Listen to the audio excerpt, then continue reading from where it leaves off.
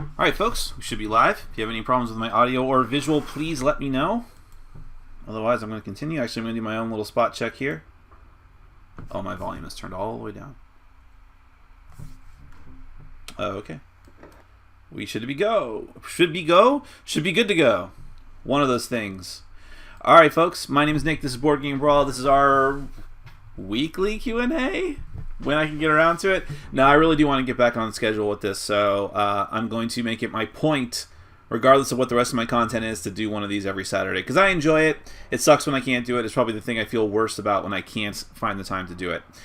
So I will find the time to do it.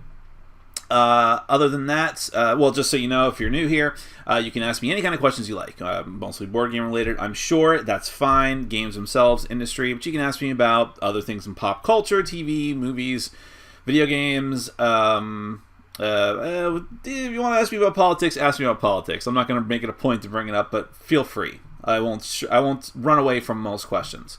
And if I won't answer something, I'll tell you why, or I'll make up some embarrassing reason why.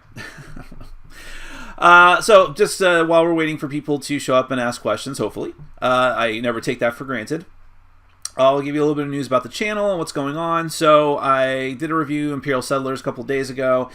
Today I want to spend a good chunk of my day. I'm not meeting with my group, so I'm going to spend a good chunk of the day working on... I have to do a preview, unfortunately. I know.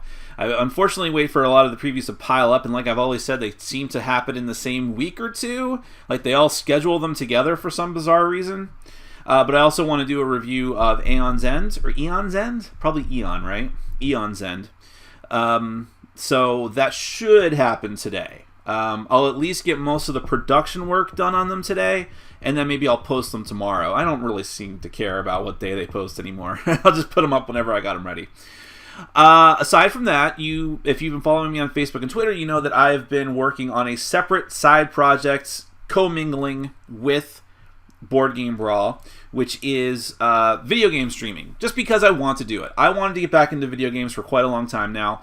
Since from like 2012 up until the beginning of this year, I was pretty much out of video games, even though it was my primary hobby. Board gaming sort of dominated my life.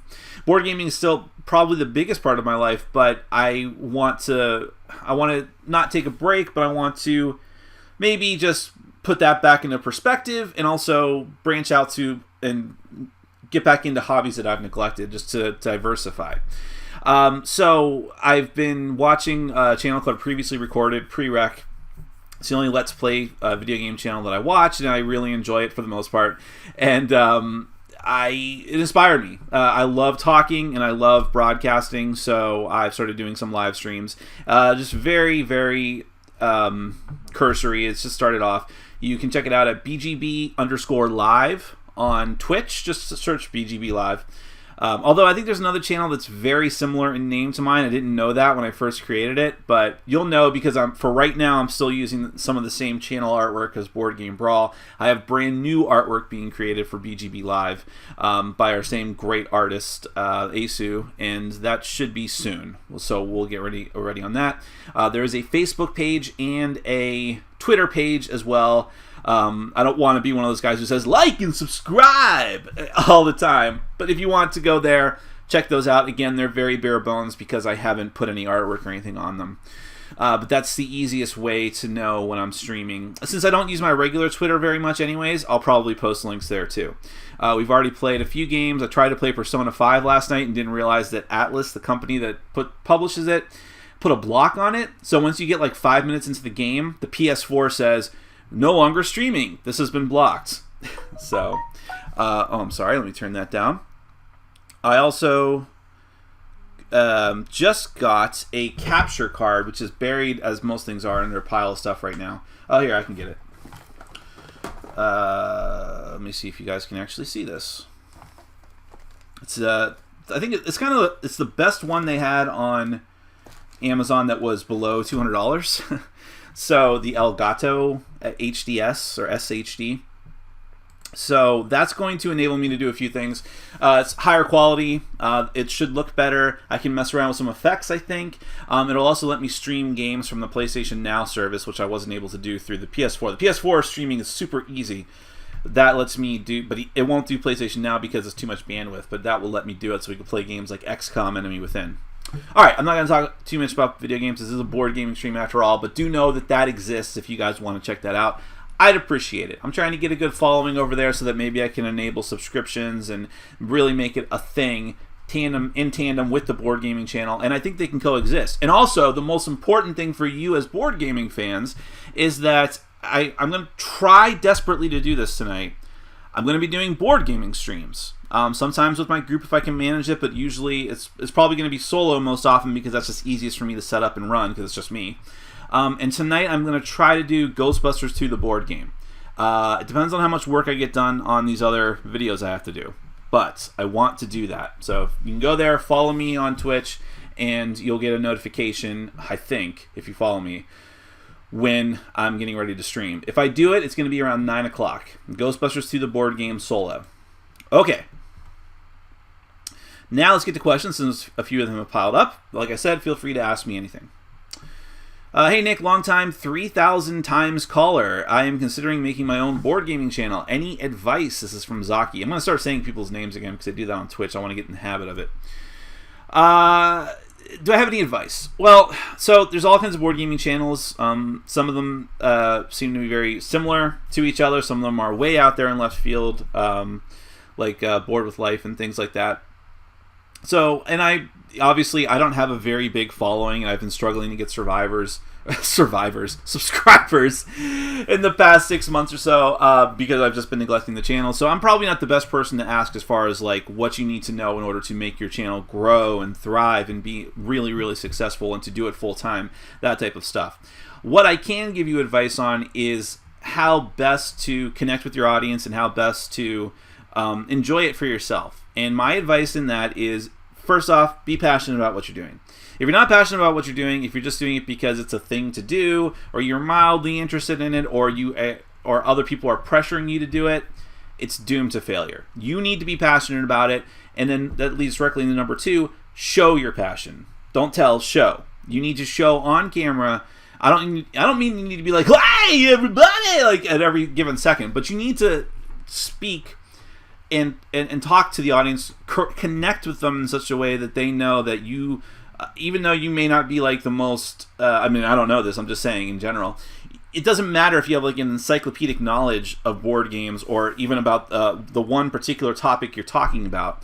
If you show people that you're into it, that you're passionate about it, that you care about it, that you want to know more about it, and that you want them to know more about it and like it, or if you're trying to tell them that this game sucks and you really want to get that point across, the best way that you're going to do it is by actually emoting and showing people that.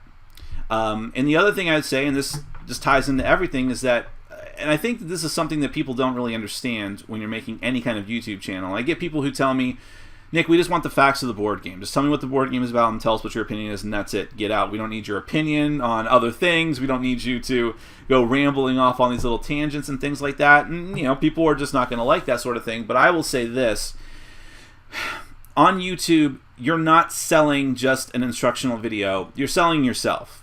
There are hundreds of board gaming channels. There are hundreds of thousands of YouTube channels of people doing something similar to what we do, to what I do, even if it's not particularly about board games. How do you get through the chafe? Or how do you cut through all of that and get to what you want to see and find someone that you connect with? You're selling yourself. That's what it is. That's the product. You're the product. If you understand that, then and connect and figure out a way to translate that to the screen, I think that's the key. That's the key. That's everything, as Alex Jones would say.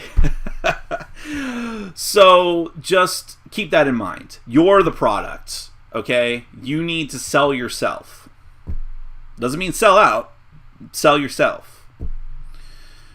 Hello, everyone. Thank you very much, everyone.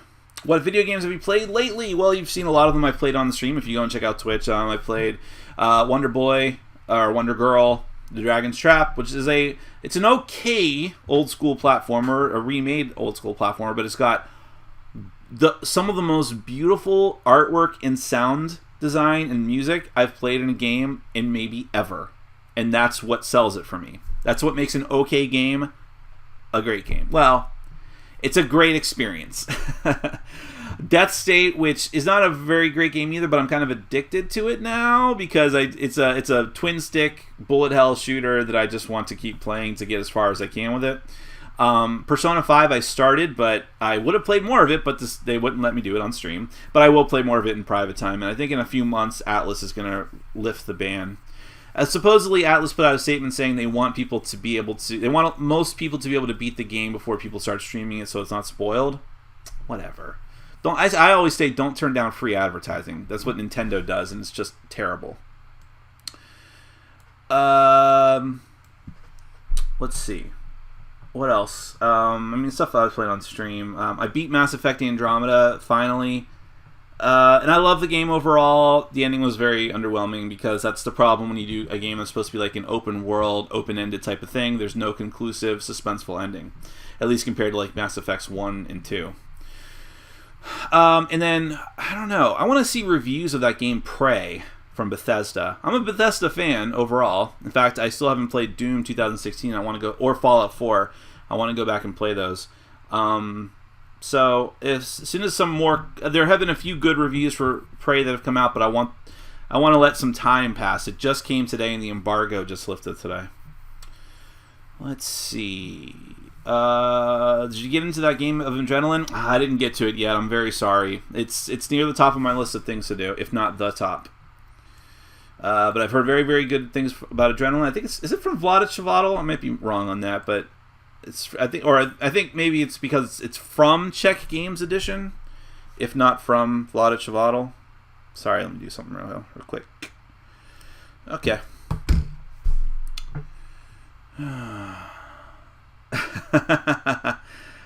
Thank you, Elizabeth, for complimenting my Twitch streams. I missed a question here. Have you heard about RetroPie? If so, what are your thoughts? I don't know what that is, but you've gotten me curious. It sounds delicious.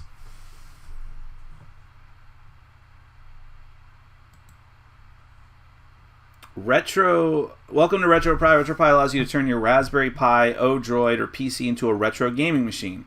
It builds upon Raspbian, Emulation Station, and RetroArch, and many other products to enable you to play your favorite arcade, home console, and classic PC games with the minimum setup. For power users, it also provides a large variety of configuration tools to customize the system as you want. That sounds pretty interesting, actually. I was looking for a good way to play retro games that weren't released. Well, actually, no. I want a way to play games in more recent generations easily, but legally, if possible. I'll look into that. Sounds interesting. What is that game with the mouth and tongue and the treasure chest in the background? And then in parentheses, just kidding, I know way too many people ask this without doing a quick Google search. Anyways, have a good one. Yeah, that's alright. Every now and then I probably should say. That is the Boo Booty box for Super Dungeon Explorer Forgotten King. It was just a box of extras from their Kickstarter, although I think you can just buy it. Nothing from that was exclusive, but I just don't know if it's still available from their website. I've kind of fallen out of love with Super Dungeon Explorer because of their business practices and how they've been jerking people around instead of jerking them off with their Super Dungeon Explorer Legends Kickstarter. But I still keep it on my shelf because it looks great and people still ask about it. For the best hard-boiled egg, simply put an egg in the microwave for 3 minutes. I hope this helps. So I don't know what your deal is, Bacon Ham, but I got to tell you, that's very interesting to me because I boil eggs sometimes. And I have looked up tips on how to... Well, here's what I want to know. Bacon Ham, maybe you'll help me out with this. I want to know how I can make the egg peel the easiest. Put the egg in the microwave for 3 minutes. What do you mean, though? What do you mean by that, though? Do you mean... You don't mean boil the egg in the microwave, like put it in water, and because you can boil water in the microwave, but do you mean just put the egg in the microwave raw? No, that'll make it explode. Do you mean you've already hard-boiled the egg, so put it in the microwave? There's a lot of questions. I have a lot of questions. But I want to know, someone tell me, what's the best way to get your hard-boiled eggs to peel easy? Because that's a colossal pain in the ass to me, and I'm done with it. I'm over it. I am done with hard-boiled eggs until I figure this out. You should pick up Nier Automata. I think you'd enjoy it. That is on my short list of games to get. In fact, I saw it. I saw it. I was looking for games to play on the stream. I figured I'd just download something cheap. I ended up downloading Little Nightmares, which was fun, and I'm glad I did that. We streamed that last night. By the way, I'm sorry, tangent. When I get done streaming a game, I'm going to try to make it a point to put like one video out of the from the previous streams every single day on the YouTube channel, BGB Live. That's where older Twitch streams are going to go for permanent residence because Twitch won't hold them forever. So look up on YouTube, BGB Live, and you guys can subscribe there. And that one you actually can subscribe. And so you'll see Little Nightmares probably in a few days. Anyways, so Nier Automata, near the top of my list. When I was looking for games to download last night, I saw it on sale if you're a PlayStation Plus member. I'm not a PlayStation Plus member, but I'm like, oh man, I'm thinking about it, but I didn't want to buy another big game. So I haven't even gotten into Persona. What's your favorite board game of... What? Your favorite board game for the month of April, do you mean? I don't understand the way he said it is your favorite board game of April month. I don't know. Of the month of April? I don't know. I don't know if I played anything that came out in the month of April. Do you like Dudes on the Map? I promised I'd be saying people's names and I keep forgetting about it. Professor ABR says, do you like Dudes on the Map area control games?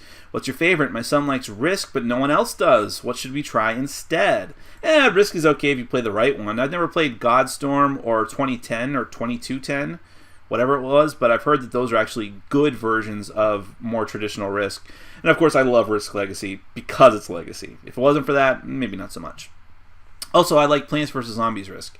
I don't have my copy anymore, but that was a very interesting version that lets you essentially play on the other side of the map Plants vs. Zombies.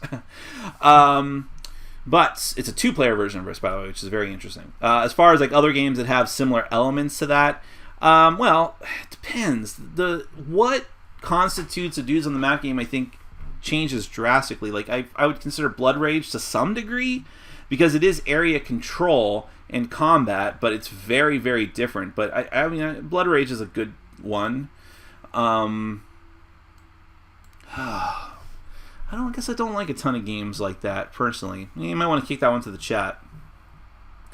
Hi Nick, are some gamers becoming too hostile to chance and luck in game designs?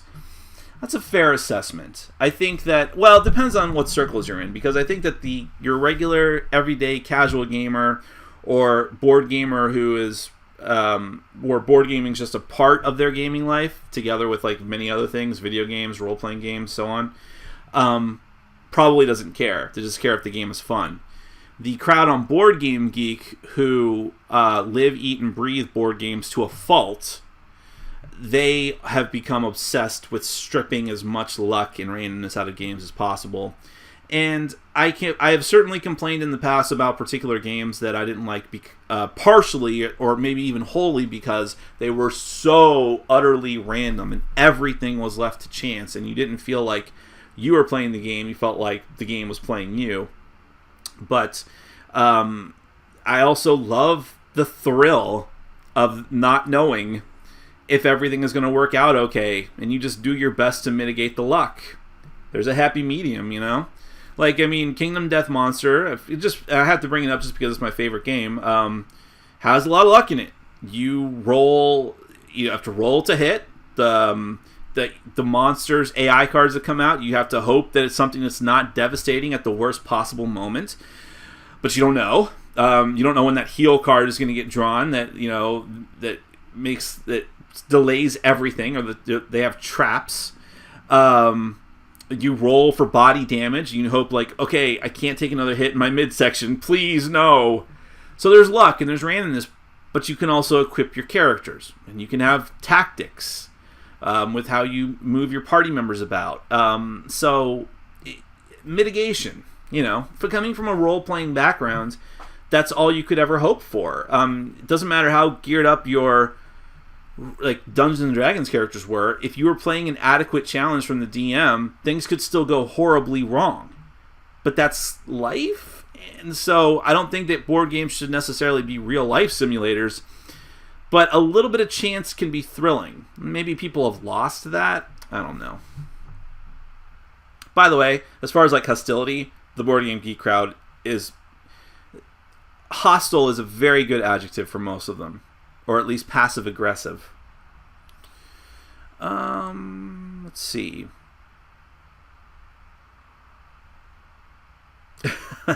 Yes, please don't use radio jockey voice. The Mr. E says. It's fun to do mockingly though, right? Hey, WBZR. Absolutely right about selling yourself, Brandnick. Thank you very much, Mark. Petfliz G, did you play any new deck building games you like? Stay tuned. I won't spoil the surprise. Have you ever wanted to? Eric Burton says, have you ever wanted to do the Angry Nick show and really tear into a game or company you were reviewing, but you held back? No, I don't know. I've been very harsh to games in the past and sometimes felt bad about it afterwards. Not because I regret any opinion that I had, but I sometimes think, like, am I going too far into attacking the people? And I don't think I do that explicitly, but sometimes I'll say, you are a bad designer and you designed this poorly, and sometimes that's the case. Sometimes people phone it in. That's what always makes me the angriest, is when it feels like this is lazy. You clearly didn't play any game from the last 15 years and just crap this out on the table. But sometimes people make the best game they possibly can. They put a lot of hard work into it, and it just fails, or it fails for me personally. And I think sometimes I'm too harsh on people like that. But I've never felt the need to be angry, ranting, overly bitter and cynical.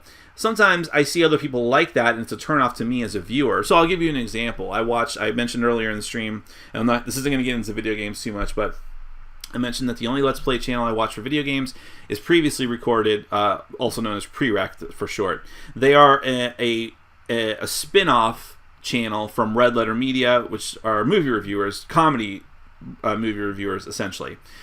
And it's two of the people from that channel, Rich and Jack. Now, Rich Evans is kind of a running joke with the YouTube audience. He's an incredible, even though he's about the same age as me, maybe a little bit older, he's an incredibly bitter, cynical, old man acting type guy. And when he was on Red Letter Media in small chunks, he was great. I was a Rich Evans fan. Watching him in hours of Let's Play videos as I'm working on things on the computer, I'll have it playing on my other monitor. His bitterness and cynicism regarding the gaming industry, and tied together with his incredibly narrow focus of games that he likes, is so overwhelming at times. It completely turns me off, not only from him and his channel, but also from even wanting to watch people review things, which sucks because I like watching people review things and reading reviews. And so I think there is a danger in just being Mr. Angry Man, as entertaining as it can be sometimes. And I think that it's one thing to just crap all over a game that was clearly phoned in, like some old retro game from the past that when people didn't know anything about game design, or trump the game. But when it's a modern game and someone clearly poured their heart and time and effort into it, and it just fails for whatever reason, even if it's just for you, maybe it's better to be more constructive. And I don't think the response to that is to quit doing negative reviews altogether, as some other reviewers have done. It's their prerogative, it's not mine. But maybe pull back a little. Maybe be more constructive, I guess.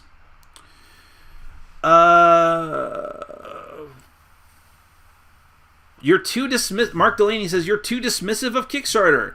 We need help deciding on projects, first-time publishers, hype over quality, etc. I don't know, did I say something that was too dismissive of it? Or maybe it's just the fact that I don't do much with Kickstarter anymore. Well, look, I do Kickstarter previews, and I think people are pretty much sick of those. So there's a limit to what I want to do as far as promoting individual Kickstarters. That is the limit, by the way. And I never give free advertising to anyone. As far as maybe doing Kickstarter updates, just to generally talk about what's on Kickstarter or to give my opinions on things, here's the deal. And while I would say that my interest in board games as a hobby is the same as it has been for the past 5 years, my interest in Kickstarter has waned precipitously, off of cliff. There's a few projects that I back. I'm waiting on like maybe 3 projects. A couple of them have been in the works for years, and that's part of the reason I'm not as into it anymore. But speaking of cynicalness or cynicism, I've become very, very cynical of Kickstarter, and I think in this case with good cause. I'm sick of companies like Cool Mini or Not who don't need to be using the platform. Cool Mini or Not, I've said this before, they are a publicly traded company in Asia. They received a loan of millions of dollars. They have made, at this point, I mean, are they closing in on hundreds of millions of dollars from their combined Kickstarter projects on top of retail sales? They don't need Kickstarter. But that's what people flock to Kickstarter for. These companies who don't need to use it and just use it as a pre-order system to... And, you know, the video game industry is, even though they have highly successful Kickstarters too, they're mostly hyped to this. I mean, the video game community, as far as like pre-orders and things like that, and what a bad idea they are. And I'm coming around to that for a lot of these Kickstarters. When I see a Kickstarter that's run earnestly and that's, you know, a small-time indie publisher who clearly puts their heart and soul into it, that's a different story. But it seems like those are fewer and far between. And it also seems like people just want to mimic each other. Or, you know, you get people who make Kickstarter into their career, and every game that they ever published or designed is put out through Kickstarter. I've just become very cynical about the entire thing. So it would be hard for me to do a program dedicated to Kickstarter right now, because what was I saying at the beginning of the stream when Zaki asked me for advice? You got to be passionate about it. I ain't passionate about it. I'm passionate about talking about its faults, and that doesn't make for a great video series. Which game, if any, Craig Vivian asks, which game, if any, captures the ambiance and je ne sais quoi of video games? You mean what board game does? None? It's sad. There haven't been a lot of great video game board games. I haven't played Portal yet. I keep staring at it on my shelf. The Mega Man board game did a lot... had a lot of good stuff in there to build the theme of the game and bring back nostalgic feelings, but it was also a bad game. But that one does capture a certain ambiance and je ne sais quoi. I don't know. I didn't like the Doom board game. I'll kick that one to the chat too, because it may be that I'm forgetting a lot of video games, but I don't even think there are that many, at least in the modern era. Oregon Trail sucked. Oh, but I almost see I made a little faux pas there. But if they made a board game out of the Oregon Trail, which was a game that you can get on Steam, which is a lot of fun, I'd be more interested. I know zombie games are over and done with, but that one would make a pretty good board game. So what is your local game store of choice when you live in Florida currently? What makes a good store? I don't go to the stores around here. So first off, where I particularly live is sort of a desert as far as board gaming stores. The closest stores in either direction, I'm in Delray Beach, by the way, to give you an idea, which is on the southern tip of Palm Beach County, just north of Boca Raton. So here, there's one that is maybe a 25-minute drive south and southwest of me called Docking Bay 94. I'm sure you get the reference. And that one is okay, but it's more of a Magic and comic book shop. So board gaming, I'm sure people do board game there, but it's not like known for that. Too small. It's a hole in the wall. But it's known. There is a chain of stores, I think there's 2 or 3 of them in Florida, called Past, Present, and Future, and there's one that's maybe 25 minutes north of me in the other direction. And that one, I think, has more space and is known more. They have a bigger selection of games to buy, but I've also heard that there are dicks there, and I've just never really been there much. And then there is, of course, Cool Stuff Inc. Now, Cool Stuff Inc., the closest one to me, is still a 50-minute drive south, from where I live at least, and the main office is 3 hours north in Orlando. So I don't have a ton of options that are very close. If I had to pick one, I'll just go ahead and say Cool Stuff, because if you're actually into playing board games, not just buying them, there's plenty of space there. They have weekly meetups, monthly meetups, and if you are into buying them, you can get your games, you can buy their games on their website, which is still like the best prices on par with Amazon, and you get them shipped directly to the store and just pick them up. So if you're in Florida, South Florida, that's probably your best bet. If you're in North Florida, it's even better, because you can order them from their main warehouse and go and pick them up in person from their main warehouse store. So I don't want to like plug cool stuff because they have enough sponsors as it is, but or they are a sponsor to enough people as it is, but facts are facts. Are you looking forward to the forthcoming Eldritch expansion? I actually don't know too much about it. I'm just going to check my audio real quick. Bear with me. Okay. Let's take a look. It only takes a second. I'm sure you don't mind me Google searching while I'm doing a live stream Q&A. I actually had that thought yesterday. I'm sure there's another Eldritch Horror expansion that's coming soon. Cities in Ruin, another small box expansion, eh? Let's take a look.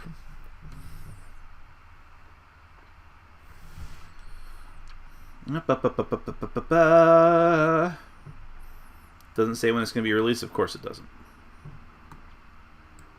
4 new investigators. That's good. The worst mistake they ever made was not putting new investigators in the first small box expansion, Forsaken Lore. Big mistake. New ancient one, Shudmiel, which I've never even heard of. Which brings disasters. Okay. I mean, look, just looks like more Eldritch Horror, and I'm totally down with that. I want to see new investigators. Can I see new investigators? Let's take a look. Duke! Oh, Ashcan, Pete, and Duke! My favorite character to play in the original Mansions of Madness. Duke the dog. Awesome. Alright, now I'm excited, see? Let's see. That was from... who was that from? Mark Tattersall. Big Bang 007 says, your thoughts on the Fallout board game from Modifius Games. I posted about this on Facebook, and I just hope that it's good. I am very, very skeptical of games that are licensed being very good, but sometimes there's pleasant surprises. The Buffy the Vampire Slayer game, while not great, was more than adequate and more than I could have expected. I hope that it's good. That might be a good video game board game now that we're talking about it. The thing is, what I love the most about Fallout is... I do love the setting of Fallout and the characters and the monsters. I more love the system of Fallout, the modern Fallout games. There's no way that's going to be translated adequately to a board game. So that's why I'm more skeptical about that. Like the VATS system and all that. The Pip-Boy. I'm sure there will be nostalgic callbacks to that, but... Answer to the egg question. Shave them. Craig, come on, man. You're not helping. Zaki says... I don't know what Zaki says because YouTube just had a conniption and I lost all the comments. Hold on. Zaki says, Nick, smash the egg against the wall. You guys, these are definitely solutions. I'm not sure if they're the right solution. Guido says, don't put the... you can tell I've caught up to the comments about the eggs. Don't put the eggs in until water is already boiling. Then put immediately in cold water when done. Can still be fucked up by the age of the egg, but mostly peels lovely. Okay, now that's advice, Guido. That's advice. Thank you. So, okay, Zaki, the best game I've played for the first time in the month of April.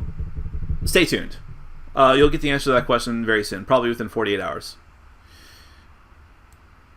Is Kingdom Death, Mark asks, is Kingdom Death 1.5 wave likely still to deliver in August? I don't know. I don't think he's put out any official updates recently. I'm going to still say probably not. I'm going to still say do not expect anything to deliver on time for Kingdom Death Monster. And he admitted that it's all just estimates. If I'm wrong, I will be happily wrong.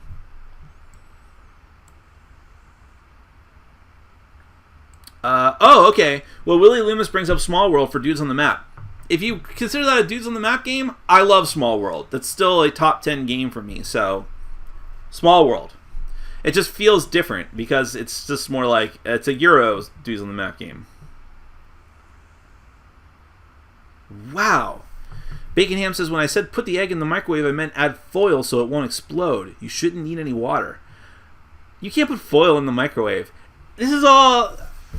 I need time to process this. Alright, good night, everybody. No.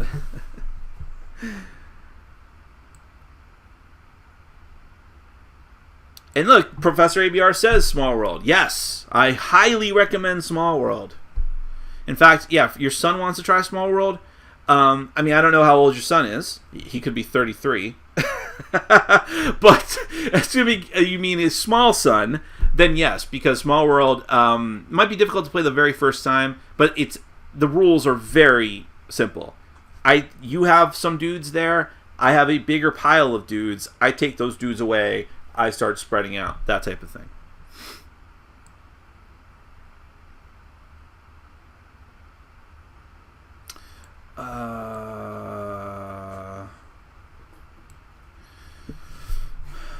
Let's see. Hold on a second. I think your question is in 2 parts. Here we go. I might be in 3 parts. Oh, dear. Hold on. Here we go. All right, I want to get the whole picture. Jeff Jones asks, "Hey, Nick, I'm an avid board game freak." Oh, look, Bugbear cameo in the background. "I'm an avid board game freak. I have over 100 games, not including expansions. Unfortunately, my gaming group of 15 or so dissolved overnight. People moving, getting new jobs, having kids, curfews. How do you recommend I build another group? What do I do? Gaming is such a huge part of my life. And not being able to game is making me depressed." Well, first off, I'm very sorry to hear that, and I don't like hearing when anyone gets depressed. And I have to say, I've experienced something very similar. When my group first started, I had, and for a very long time, I had a really solid core group of players who would come in and out and cycle through every week. But I could always count on having at least 8 to 10 people for my Saturday groups, and maybe 5 or 6 people for Wednesday groups, which was fine with me. That's way more than I was hoping for. And some days, in the early days, we had too many people. I had to put limits on how many people I could get on Saturday because my poor apartment couldn't handle it. But I wanted to play with people I was very familiar with and who I knew, so I started just, particularly inviting people that I knew, and I got a good core group of people I was friends with, not just people from the board gaming group. And then things happen. People move away, people get into relationships, people want to start their own groups closer to home. And then my schedule gets crazy, and so it's kind of fallen apart too. So my point in saying it's not to derail your question, but I understand what you're feeling and what you're going through. Here's what I would say. Don't be wedded to the idea that you have to be the center point of the group and be the one to bring it all together. Go and find another group. Go to stores in your area. You might have to travel a little bit. I wouldn't travel more than 40 minutes to get to a store, especially if it's something you want to do on the regular. But, look online. Go to Board Game Geek. Board Game Geek has message boards for particular areas of the country, and you can post there looking for gamers in your area. Because you never know. You might find a few people who are like, "Oh my god, I've been looking for a board gaming group and I haven't been able to find one." You just need to find these people and get together. If that doesn't work, a rag and chloroform is probably the easiest way that you can get people to come and gather at your place. It's a little bit difficult. You have to have some upper body strength, but they won't be complaining too much. Let's see. You're still waiting for Heart of Crown. I hope it's worth it. I think it is. It's a very good deck building game. I hope I didn't oversell it. It is just a deck building game, but I think it has some very I think that it is a hodgepodge of mechanisms from other games that are put together in a very interesting way, and I like the anime theme. And yes, it's Japanime Games, which I'm a Japanime Games fan. I get review copies from them. I don't want to be mean, but they have crap scheduling as far as getting games out to people on time. So we are all waiting with bated breath. I'm waiting for my own Kickstarter copy. I paid for that myself.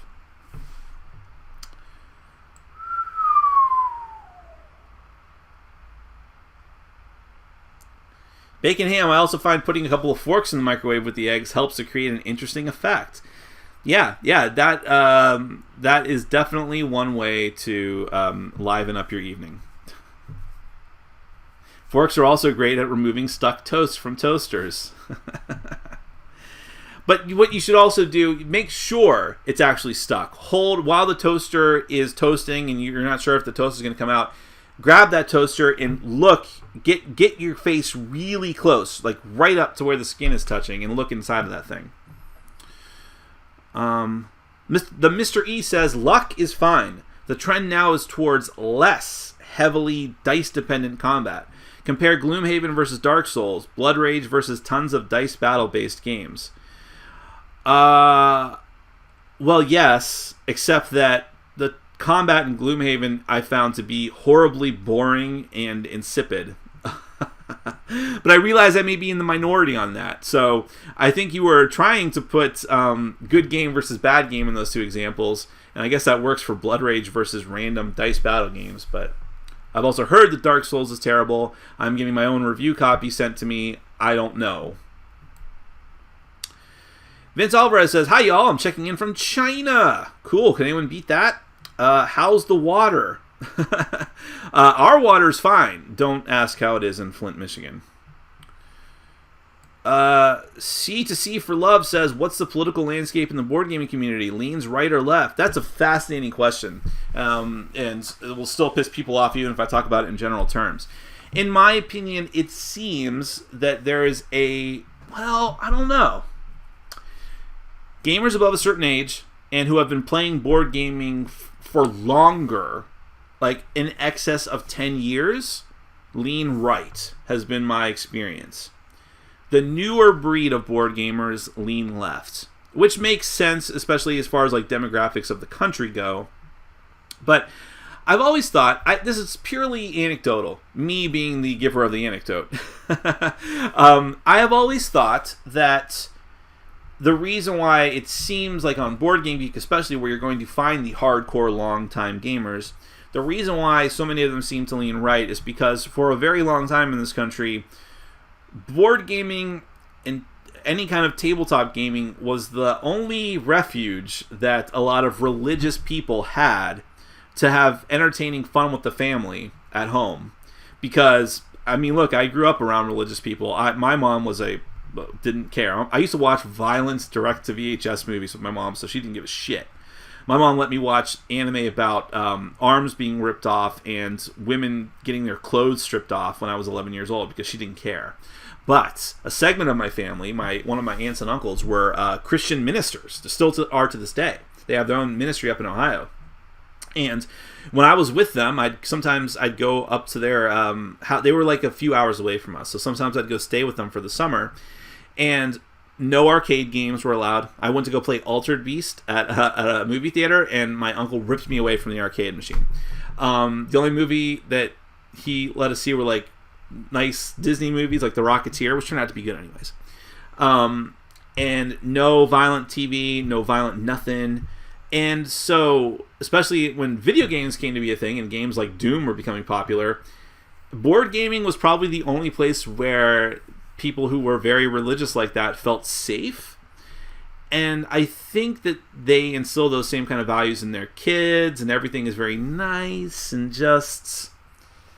That's why the impression I always got was that that's why the majority would be right-leaning, because left-leaning people have so many other options for hobbies. But now we're in this weird renaissance, or I think the renaissance is coming to an end personally, but we were in this weird renaissance where younger people are getting back into board gaming because of what a social exercise it is, and because board gaming evolved to the point where the games could be very interesting and could also make use of a wide range of themes, like Kingdom Death Monster.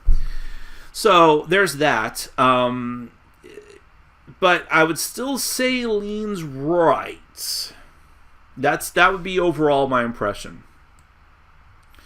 Did you get the Arcadia Quest Inferno Kickstarter stuff, and do you think that the minis are beautiful to the level of Okay, you butchered your own joke.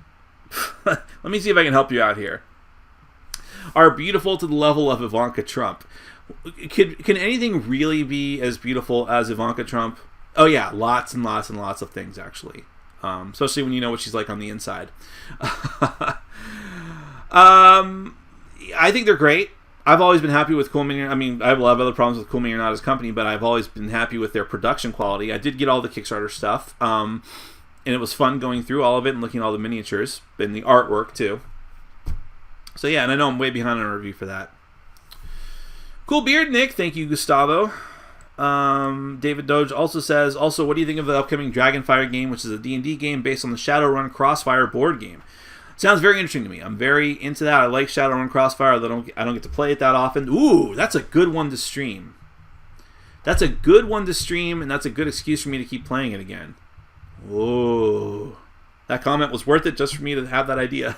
Otherwise, your comment was worthless, Dave. I don't mean that. No, I'm really interested in that game. And yeah, I'm excited. It's a little too close in name to Spellfire, the terrible collectible card game D&D put out in the 90s that's best left forgotten. But, you know, that and Overpower. Adam Bishop says, hey, Nick, I'm popping in to give my love. Would you ever give up on multiplayer board games and focus on solo-only games for your channel? Give Bugbear my best. I think if I did that, I'd be giving up on the channel because there's not enough of an audience for that. So, no, not anywhere near in the future. However, I can certainly see my streams. It's difficult for my streams not only because I can't always plan when I'm going to be able to get my gaming group together, but not everyone wants to be on camera. Or even if they're not on camera, not everyone wants to be filmed while they play a game or to have the game filmed while they're playing it. So I could see my streams being solo only, but that's about all I can commit to for now. Vince Alvarez says, I was watching your old review of Three Kingdoms Redux. What heavier games are among your favorites nowadays and why? Great beard, by the way. Thank you. Hold on a sec. What are all you people retracting your messages for? Did you get into some sort of argument? The mystery... hold on. I'm skipping your question for 1 second. The mystery, I know there's a card game version of the Oregon Trail. I played it and reviewed it. I know it's awful. You say it has a 4.8 on Board Game Geek? That is far too high. That game was horrendously broken. Anyways... So go to your question, Vince. What other heavier games are among my favorites nowadays? Depends on what you mean by heavy. I'm just going to look at the shelf because this helps me out. I have a hard time putting together all the games I'm into. Alchemist is fantastic still. I have an expansion for that I still need to get to and review. Yido, Shakespeare. Shakespeare isn't like a heavy game, but the thing about Shakespeare, well, no, let's take Shakespeare out of the running. Shakespeare is relatively straightforward. It's just heavy in the decision making. I'd put Scythe in the heavy category. There's a lot to Scythe. Scythe is not a game I can just bust out and play. That's a commitment of time. Argent the Consortium. I still like that game a lot. Getting it to the table, though, is a pain in the ass. It has about as many components as the Three Kingdoms Redux. Nick, Google the NEGG, N-E-G-G, capital N, hard-boiled egg peeler for a good solution. Darth Ed, you better not be screwing with me because if there is a good... Oh my god. What is this? What is this? Let me see what this is. It looks amazing.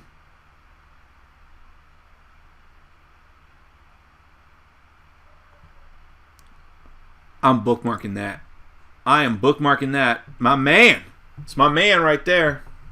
Or woman. I actually don't know. I assume Darth Ed is a man. Back to the Small World of Secession since you asked. My son is 13. Perfect. Perfect. Small World is perfect. Do it. It's a great game. What game in Vortex Nub agrees with me? Jacob Nissan asks, what games do you hate? So I mentioned earlier, the games that I tend to hate are the games where I don't hate games where it's like, okay, this just wasn't for me, but I don't like it at all, but it's not for me. Clearly, other people do. And I don't hate games where it's like, oh, it's disappointing. They could have been great if they'd done this, and this better. The games I hate are the ones that are just lazy. They clearly just said, we want to use a theme, and let's just throw something on top of it.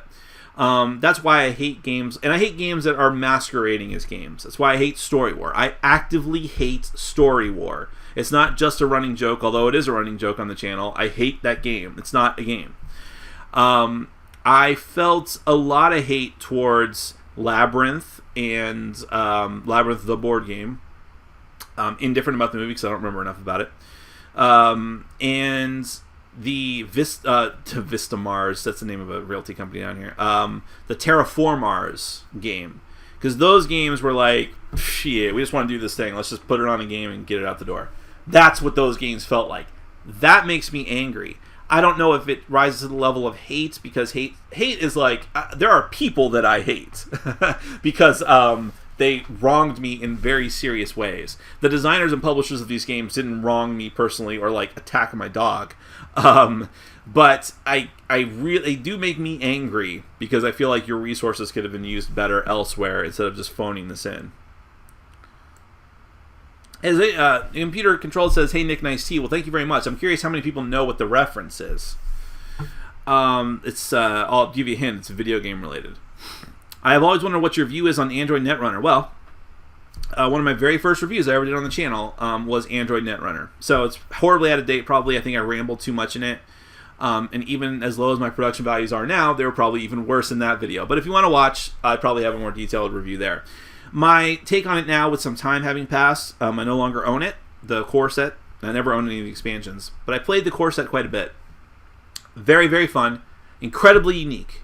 I've talked about back then, and I talk about it to this day, games that feel different from other games and that are, that are the start of a trend and sort of break the mold and, make people notice them because their mechanisms are so unique. Now, of course, Android Netrunner was not new. It was a remake of the older Netrunner game, but still, whether you're talking about the original or the new one, it felt fresh and new and like nothing else that was out there. Love the theming of it. Love a lot of the gameplay and the mechanisms. I just could not get into the expandable card game part of it. I wasn't going to be competitive with it. I couldn't get people to play it all the time. It's hard for me to play two-player games as it is. And even though you could easily just buy the core set and never buy anything else, the game is kind of built for you to keep expanding it. And I felt like I either have to make a commitment to get into this or I have to get out. I decided to get out. But if you are into those kind of games, it's great. It's really, really great. And they just came out with a new set, either that just came out or that's going to come out soon, like it's on pre-order, that is standalone stuff that I think expands previous Netrunner products, but is its own solo thing. And it's supposed to be like you going through a murder mystery? I don't know. It's a weird thing. Bacon Ham says, "Thanks, Nick. I'm going to go try that right now." Probably my toaster trick. By the way, I love your vids. I love you too. Willie Loomis says, "I was shocked that Man vs. Meeple gave Dark Souls a positive review." I don't know if you're being sarcastic, Willie. It sure sounds like you are. But I don't know. I've seen a lot of hate for that game. But look, it works both ways. I am one of the very few people who has criticized Gloomhaven, which is such a bad game it's forgettable. I'm just being a jerk now. I'm one of the few people that's criticized that. So if you look at it in reverse, people could say that I'm being unbelievable in my dislike of the game. And I don't hate it, I just don't like it. But to a lot of people, that's like, oh, their monocles fall out.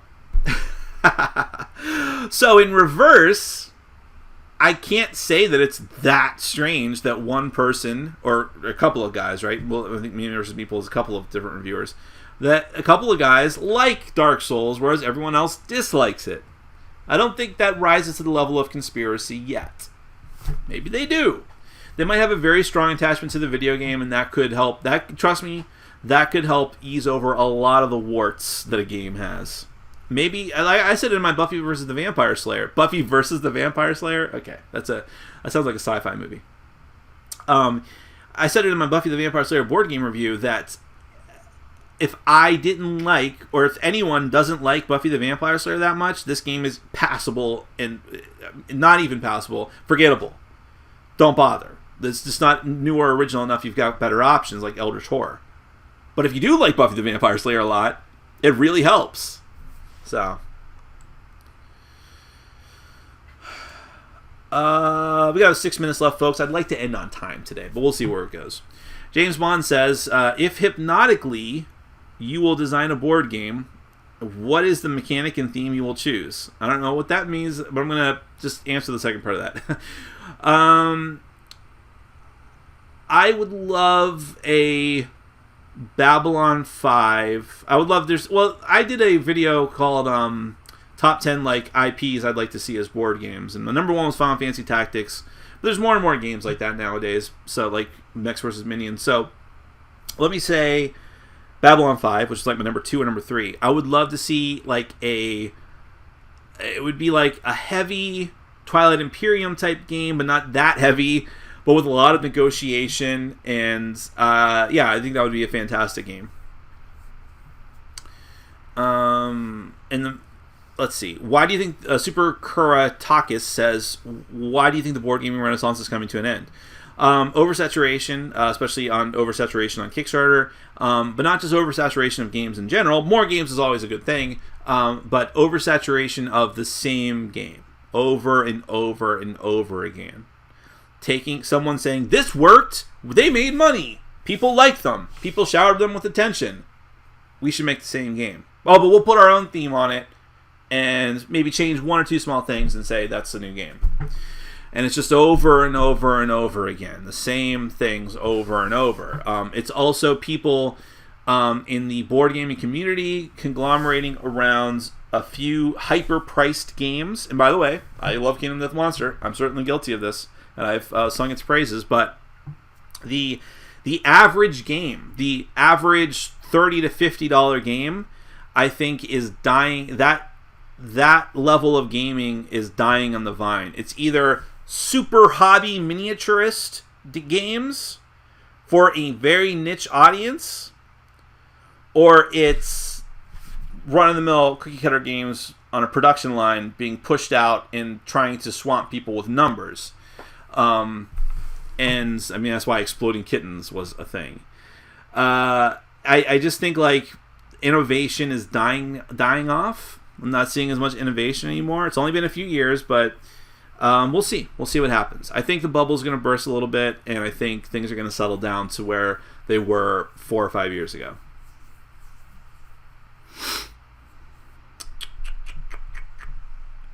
Christopher Hansen says, "Hey, Nick, thanks for all the awesome reviews. I really enjoy the show. Thank you very much. Do you have a Twitch channel?" Well, yes, I do. I talked about this earlier in the stream, at the very beginning of the stream. You can check me out at BGB Live. It's BGB_Live on Twitch. There is a corresponding YouTube page, Facebook page, and Twitter page. They're all bare bones. I just created them and put them out there. I need artwork for them. I need to support them fully. But I've already done several Twitch streams. For now, I've just been doing video games. I intend to very soon do board gaming streams. There should be one tonight, I hope. And then I'll try to make it a habit of doing one, if not every week, at least every other week.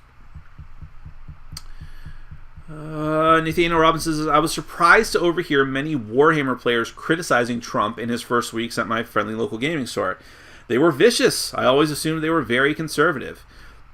It's a weird thing, right? I would have assumed that too, especially for Warhammer players. A lot of Warhammer players, though, lean more on like the Marxist side and more on like the libertarian side as well. I know those are actually competing ideologies, but I think that personality-wise, they share a lot of traits as far as like aggressive and social recluses. But that's all speculation. That's all stereotyping of Warhammer players. Now that going into the whole thing of like the advent of hobby miniature gaming being especially popular, there's a diversity of people getting into that. So you never quite know. It's not just white neck-bearded guys. And they come from different political backgrounds. So I'm not too surprised by that. I could see Warhammer players not liking either party at all. Let's see. Forsaken Production says, "I think your theories on the right-left divide is very much skewed towards U.S. board gamers. My experience is it tends to lean left in Scotland, at least. Can't speak for the rest of UK or EU. Forsaken Productions, you're absolutely right about that, and thank you for pointing that out, because I don't even think I would have realized it without someone saying it plainly to me. I am thinking of U.S. families when I say that. So I'll clarify. Board gaming families in the U.S. Are, I think, of being right-leaning Christian families. In the wider rest of the world, well, you were always a step ahead of us. Europe was the one to make high-quality strategic board games, like Settlers of Catan and Carcassonne and all that, long before we got them. And so they had their own board gaming ecosystem that I don't know that much about. And over there, it was probably more of not just a tradition born out of any kind of ideology or we want to keep kids away from other things. it's just a tradition. So, yeah, thank you for pointing that out, because I was being ignorant there and not taking that into account. I think most of the world is leaning right at the moment, sadly. I don't think most of the world knows what they want or what they need, and they are being buffeted about on the waves of populism. Is the sad truth of the matter. I think the world is in chaos. I think you can't even categorize it as right or left anymore. Smedley X says, "Nice to see you decided to own the gray." Yeah, I'm not happy about it though. I see my gray. I don't mind the beard, but I see all the gray on camera, and I do feel a little bit irked about it. If I wasn't so fat, I would just shave my beard. Have you... Hold on a sec.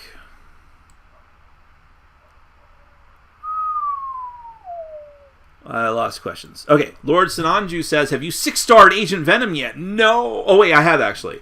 He's talking about a Marvel Future Fight. The last update had a few new characters, including Agent Venom, finally. I used a Mega 6-star... No one's going to know what the hell we're talking about, but I'll say it anyways. I used a Mega 6-star ticket on him right away that I had. I did not have a Mega Tier 2 ticket, unfortunately, so I am going through the slow grind of giving him my daily bios every single day until I can get him up enough to where I can use a T2 ticket on him. I have to get all of his gear up. Very frustrating, especially since I'd love to use him tomorrow for Combat Hero Day. I've heard he does amazingly well in Combat Hero Alliance Battle Extreme Day. It's like I'm speaking another language to everyone else. I'll be in Miami from Tuesday through Thursday. Are we still going to meet in the middle and get some gaming on? I mean, Clarence, let's see, Tuesday through Thursday. That's going to be very difficult for me. Weekdays are sort of a not great time for me, especially because I don't get out of work until like 7 o'clock, and then I have to come home and work on the channel. That's a tough one. If you were going to be here on the weekends, I'd say we could work something out, though. But email me. Guido says, "Anyone interested in starting up a crossover hobby craze? Beard gaming?" Oh, there's someone who's a fan of my channel who has a board gaming channel called Beard something. I feel bad for not remembering it. John Edwards says, "Hey, did Nick say he will live stream solo board gaming playthroughs?" I sure did. Hopefully I'll be doing it tonight. Anxiety Down says, "This turned into egg chat really fast." Not fast enough as far as I'm concerned. In fact, let me tell you about my other Twitch channel, Eggs. Just eggs. Willie Loomis says, by the way, Anxiety, I occasionally see your comments on Red Letter Media videos, and they're funny. Like prereq. Willie Loomis says, "I haven't played Scythe, but the My Little Pony PNP version looks pretty cool." What? I'll have to look that up. There's a print and play version of Scythe for My Little Pony? And yes, Willie Loomis, it is Jammer Lammy, which was a sister game to Parappa the Rapper back on PlayStation 2. I think it was PlayStation 2, right? Was it original PlayStation? Might have been PlayStation 1. Holy crap.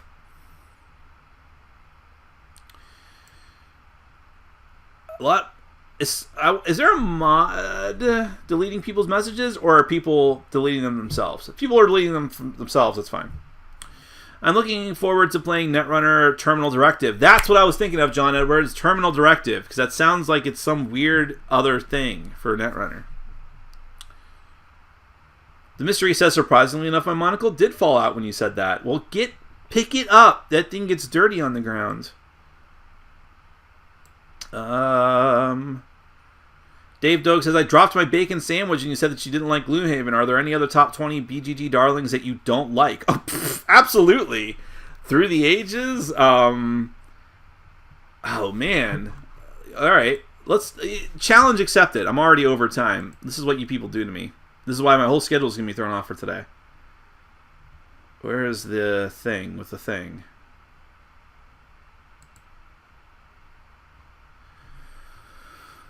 It's so hard to find anything now.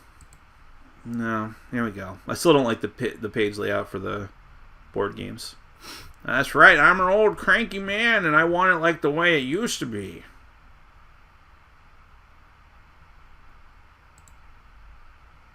Hold on. Here we go. I love Pandemic Legacy. I don't like Through the Ages. I don't really like Twilight Struggle. Poor Twilight Struggle fans. Terra Mystica is a very good game. I like Terra Mystica. Star Wars Rebellion is number 5. It's not worth being number 5, but I like it a lot. I don't like Gloomhaven. I love Scythe. Scythe is, I don't know if that's a top 10 game, but okay. I really don't understand Seven Wonders Duel in the top 10. I don't like that. Terraforming Mars, I have no interest in playing. Caverna the Cave Farmers, I haven't gotten around to playing my copy yet. It might be great. I don't know. Castles of Burgundy is a decent game. Not top 20 for me. I have no interest in playing Puerto Rico. I don't like Agricola. I've never played War of the Rings 2nd edition or the 1st edition. I'm coming around on Mage Knight the board game, but it's still not a top 20 game for me. I don't like the new Through the Ages. I don't like the old one. I like Blood Rage. It's probably not a top 20. I like Imperial Assault. Probably not a top 20. I don't like Power Grid at all, and I hate Eclipse. I gave Eclipse a 3. I'm going to stick by that. Wow, Mansions of Madness 2nd edition is number 21. See, I'm gonna be very honest with you here. And just so you guys know that I'm very fair in how I decide to look at these things, there are games that I absolutely love that absolutely should not be in the top 100 board games of everything. For me, maybe. But Mansions of Madness 2nd edition being at number 21, that is such a niche board game. I don't understand that, personally. Like, I love it, but it's so niche. Alright, whatever. Here's what I'm trying to say. The Board Game Geek ratings are bullshit, overall. They're utter bullshit. I've considered, if I could do it easily, I would go through and just clear out all my ratings, because they're just total bullshit. Well, this answers your question. Have you played Terraforming Mars? No. Kata Sunder says, hi, first time viewer of the Q&A, maybe stupid question request. Could you show us how you store Eldritch Horror with all the expansions? I don't have a good storage solution. It would be kind of a pain for me to actually show you right now, but it's very simple. I just put it in boxes. I have little baggies and little containers I bought from like the office supply store. Nothing elaborate. I throw them in there and I put them in 2 or 3 boxes. At this point, I think I need 3. There's some I haven't filed away yet. The Dreamlands expansion, I still haven't gotten around to filing it away. So I wish I had a better explanation, but it's just not that elaborate. I just throw them in the boxes. But it is a pain. I would say get some rubber bands that are, you know what, for cards, use hair bands. Hair bands work very well because they're not going to mess up your cards, but you would want a lot of them because there's so many separate decks of cards. I do not like Cry Havoc. Would I say I hate Cry Havoc? Maybe.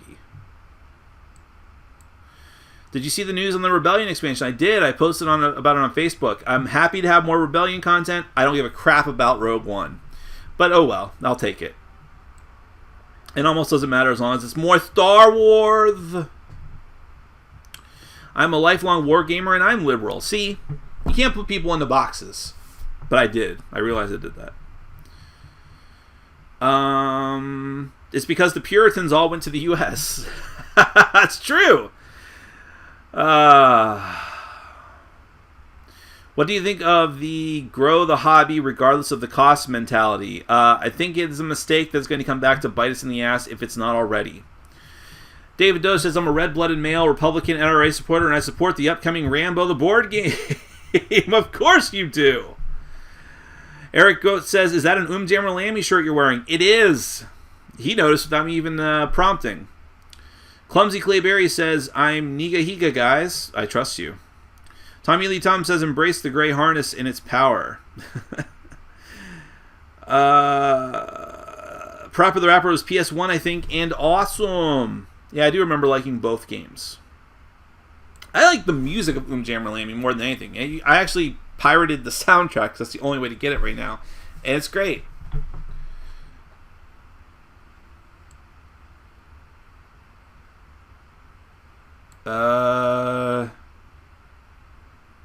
Aaron Silverman, who's from my group, says you should come over and play War of the Rings sometime. I might take you up on that. Not anytime soon because of my schedule, but I actually have my own copy. I'm staring at it because I got it with my store credit from my sponsor. But yeah, I haven't gotten around to it. It's still in its shrink wrap.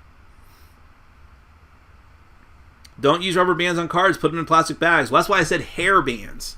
Hair bands won't damage them. I use them for a lot of things. Okay, we're going to end this, guys. I'm just finishing this up. Rambo board game. Yes, it's a thing. I wouldn't be too excited about it because it's probably going to be terrible. And Yamatai thoughts. I think it looks beautiful. I don't know enough about the board game, the gaming of it yet. It's from Days of Wonder, right? So Days of Wonder makes a lot of really good games. Not all of them, though. But I'm inclined to give it a shot. All right, guys. I'm way over time. So I'm going to end it here. Thank you so much. I'm glad to get back into the swing of things and do another Q&A. Look, I'm going to hopefully do a solo stream tonight on Twitch. So if you want to keep track of it, even if I don't make it tonight, there will be some in the future. So you can follow me on BGB_live on Twitch. And also just follow me on Facebook and Twitter, and I'll keep you guys posted. In the meantime, I'm going to try to keep up with as much of video stuff as I can here. If you don't make it, if I do Twitch stream tonight and you can't make it, it will be posted on YouTube maybe tomorrow or Monday. Okay?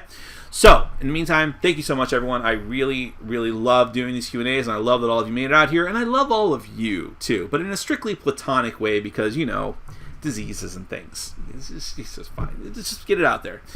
But thank you, everyone. Have a fantastic weekend, and take care.